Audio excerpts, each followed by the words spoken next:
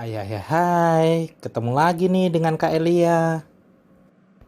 Hari ini kakak ingin mengajak adik-adik semua untuk merenungkan firman Tuhan. Ayo kita mulai.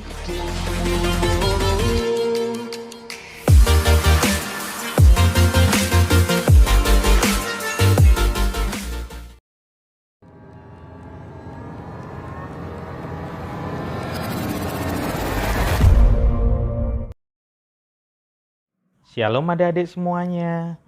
Kita bertemu kembali dalam Gerakan Cinta Alkitab hari ini. Adik-adik, firman Tuhan hari ini diambil dari Matius pasal 12 ayat 33. Kita baca bersama ya. Jikalau suatu pohon kamu katakan baik, maka baik pula buahnya. Jikalau suatu pohon kamu katakan tidak baik, maka tidak baik pula buahnya. Sebab dari buahnya pohon itu dikenal. Adik-adik, untuk memudahkan kita dalam merenungkan firman Tuhan ini, yuk dengarkan cerita dari kakak.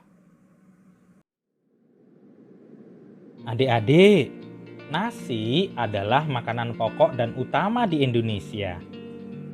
Bagi sebagian besar orang Indonesia, tidak lengkap rasanya jika makan tidak pakai nasi. Betul kan?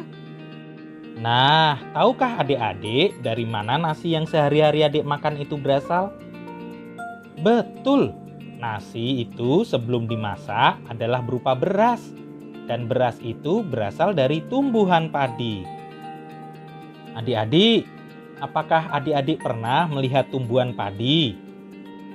Wah, mungkin ada juga ya yang belum pernah melihat padi, apalagi bagi adik-adik yang tinggal di perkotaan, yang tidak ada persawahan. Sekali-kali adik-adik bisa mengajak papa dan mama untuk pergi ke pedesaan, melihat indahnya persawahan yang seperti permadani hijau membentang luas. Indah sekali. Nah, adik-adik, kakak mau cerita sedikit ya mengenai persawahan, khususnya tanaman padi. Adik-adik, setelah petani menanam padi, padi itu segera bertumbuh. Petani akan berusaha keras untuk terus menjaga tanaman padinya tumbuh dengan subur dan sehat. Mereka akan selalu membersihkan rumput-rumput di sekitar padi yang nantinya akan mengganggu pertumbuhan padi. Wah, perlu kerja keras ya. Oleh karena itu, kita harus selalu bersyukur kepada Tuhan ketika ada makanan yang masih dapat kita nikmati. Adik-adik, kembali ke tanaman padi ya. Seringkali di tengah-tengah tanaman padi yang sedang bertumbuh atau masih muda, tumbuh juga ilalang di antara padi-padi itu. Ilalang-ilalang itu mirip sekali dengan padi yang tumbuh, baik bentuk tangkai dan daun, warna maupun tingginya. Oleh karena itu, seringkali petani tidak bisa membedakan. Bagaimana akhirnya petani tahu yang mana ilalang dan yang mana padi? Tentunya adalah ketika padi-padi itu mulai berbuah. Jika musim berbuah sudah tiba, baru tampak jelas mana padi dan mana ilalang. Padi akan mengeluarkan bulir-bulir padi yang nantinya dipetik dan digiling menjadi beras. Sedangkan ilalang tidak mengeluarkan bulir. Begitulah petani tahu yang mana ilalang, sehingga ia kembali bisa membersihkan tanaman padinya. Adik-adik, dalam Matius pasal 13 ayat 24-30, Tuhan Yesus ingin mengajak kita semua untuk bisa membedakan dua tipe orang, yaitu orang yang menghasilkan buah dan yang tidak menghasilkan buah. Ada orang yang dalam hidupnya menghasilkan sesuatu yang berguna. Ia menolong orang, menghibur, atau memberi semangat.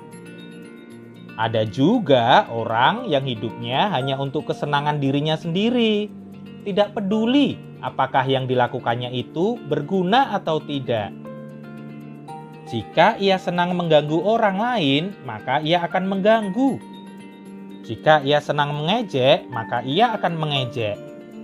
Hidup orang ini tidak berbuah, tidak menghasilkan sesuatu yang berguna bagi dirinya sendiri dan bagi orang lain.